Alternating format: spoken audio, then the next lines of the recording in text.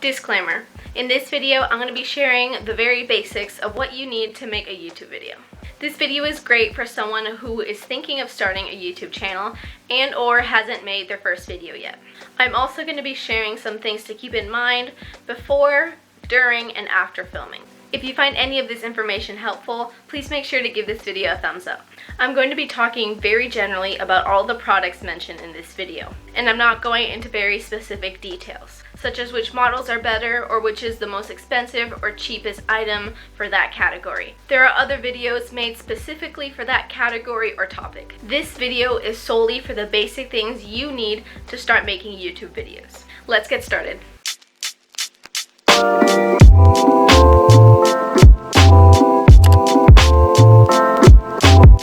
I just finished recording this video and I wanted to come on here and say a couple of things, so I wrote everything down just to make sure I said everything. I feel like all of this information seems kind of overwhelming, especially if you've never made a video before.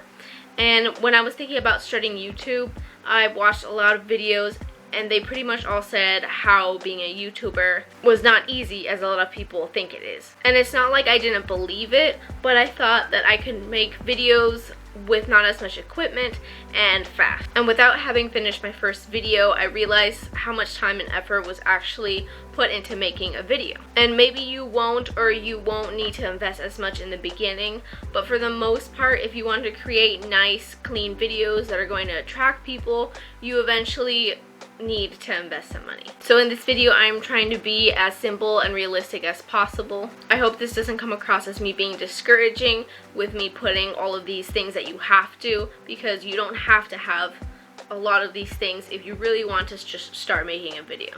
I'm going to be breaking this up into 7 categories: lighting, camera, camera gear, background, speaking to the camera, editing, and uploading. Number 1, lighting. So for this, you pretty much have 2 options: artificial lighting or natural light.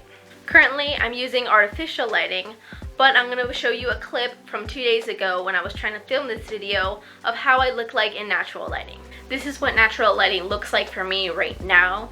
It's around 4:30 p.m. and I have a big window right here. And right now it's a really good example because it's raining and it's really cloudy, so there's no sun shining through. A pro to using artificial light is that you're not depending on natural light, and it gives you the freedom to be able to film at pretty much any hour that you'd like. If you're thinking about buying lighting, the most popular ones are softboxes, umbrella lights, which are almost the same thing, and ring lights. You can even use lighting that's already in your home, like a floor lamp. A good tip to remember is to film with the light towards you and not behind you. Now for natural lighting.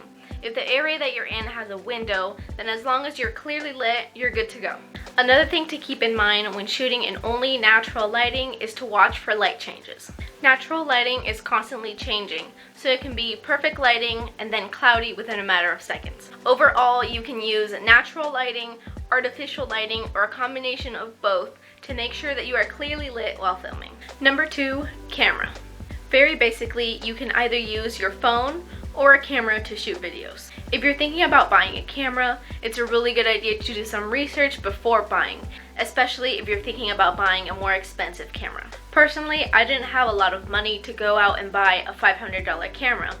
So after doing some research, I found that the cheapest and most decent camera I could find is the one that I'm using right now. And I just want to make sure that I get the name correctly. So the current camera that I have is the Panasonic Lumix DMC ZS35. I bought it used for around $70. If you were buying new, I believe that the newest version is around $200. I'll leave a link below in case you'd like to check it out. Number 3, camera gear.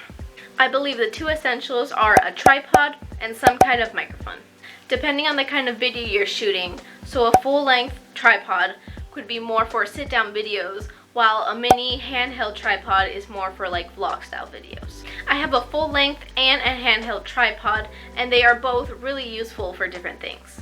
Again, research what kind of tripod would work best for you depending on what videos you're planning on shooting. For mics, if you're just starting, then the built-in camera mic should work just fine. I still haven't bought a microphone for my videos, and I don't think that the sound quality is terrible.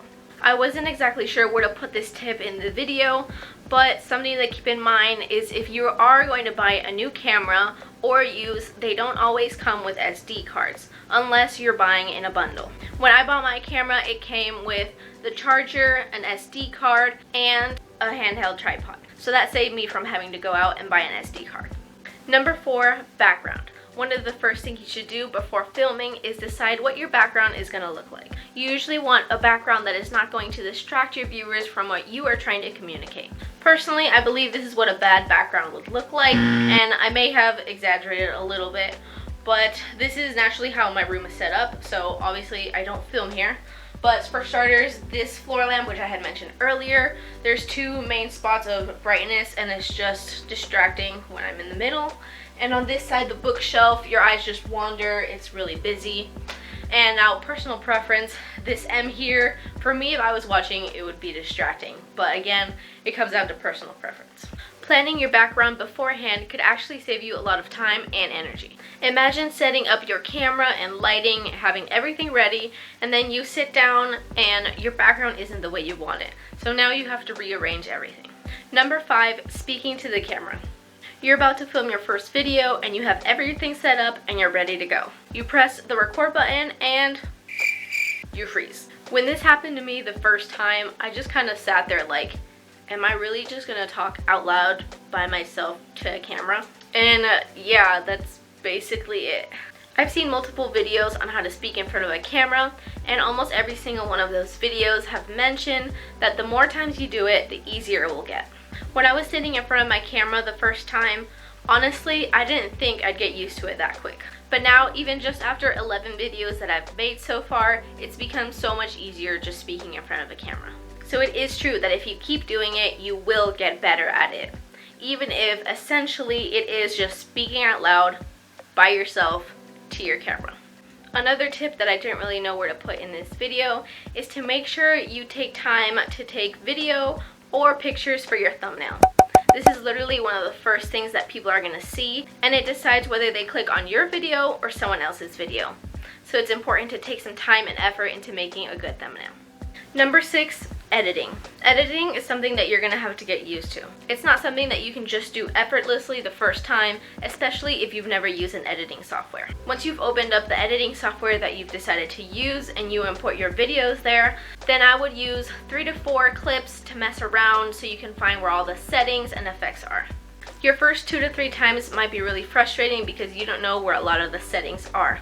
So expect that the first video you edit is going to take some time. After a while, you're going to get used to where all the effects and settings are, and it's going to be a lot easier to navigate. Number 7, and the last topic, uploading. Uploading your first video is going to take some time as well. Once you have your video, you're going to go to YouTube Studio and upload the video there, and then it needs to get processed. While it's processing, you have a lot of different options that you can do to get your video ready before it's published. Of course, all of this becomes easier every single time you use it, so you just have to give yourself time to get used to the process. Overall, I believe these are the most important things that you need to make a YouTube video. Everyone has different opinions, so someone could have more or fewer essentials for creating a video. I hope you learned something useful and that you can apply in making your first YouTube video. Don't forget to give this video a thumbs up and subscribe. I upload a new lifestyle video every Monday at 1 p.m. See you next time.